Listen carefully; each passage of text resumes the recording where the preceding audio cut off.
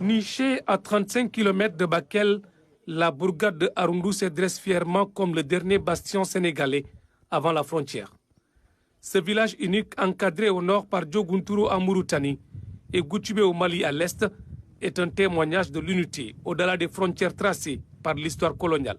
Goutoubé, Balou, Arundu, Diogunturo,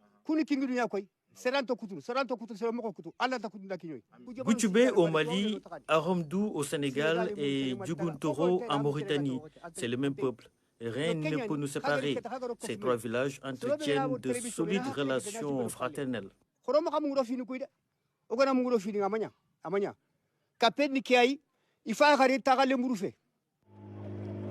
Ici, Sénégalais, Mauritaniens et Maliens partagent tout ensemble, au modèle d'intégration africaine où les frontières nationales s'effacent au profit des liens fraternels tissés au fil des siècles. Moi qui vous parle actuellement ici, j'ai mon fils aîné qui est là à Arundu et ma fille.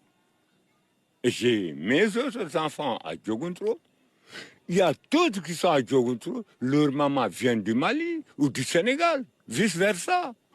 Quand il y a un décès, si tous ces trois pays et surtout ces trois villages qui sont là côte à côte, le Mali, le Sénégal et la Mauritanie, que ce soit au Mali ou au Sénégal ou en Mauritanie, quand il y a un mort, on l'enterre ensemble.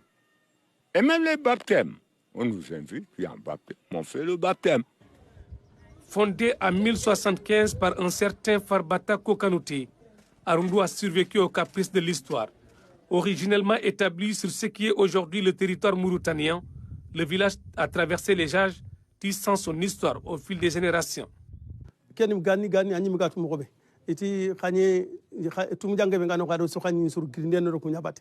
Le fondateur du village habitait du côté de l'autre rive.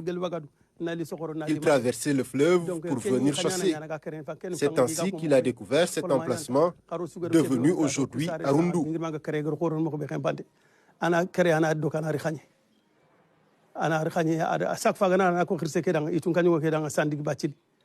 Les années ont vu Arundu évoluer, se dotant d'infrastructures sociales essentielles grâce à l'initiative de ses émigrés.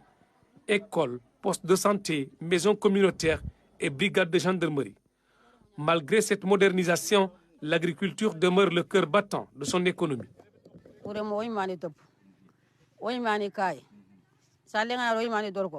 Grâce à la terre, nous nous occupons de la scolarité de nos enfants.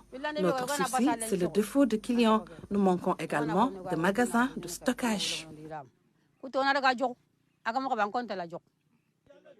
Doté de vastes étendues de terres fertiles et bénéficiant de la proximité d'un fleuve nourricier, Arundu sollicite des moyens modernes pour révolutionner son agriculture.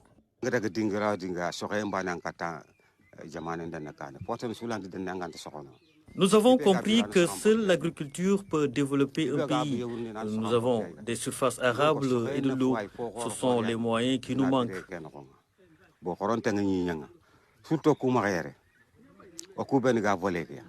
Peuplé majoritairement de Soninké, le village s'enrichit également de communautés Peul et Bambara. Fort d'une population estimée à 4750 habitants au dernier recensement, le village continue d'évoluer, porté par sa communauté et son héritage unique.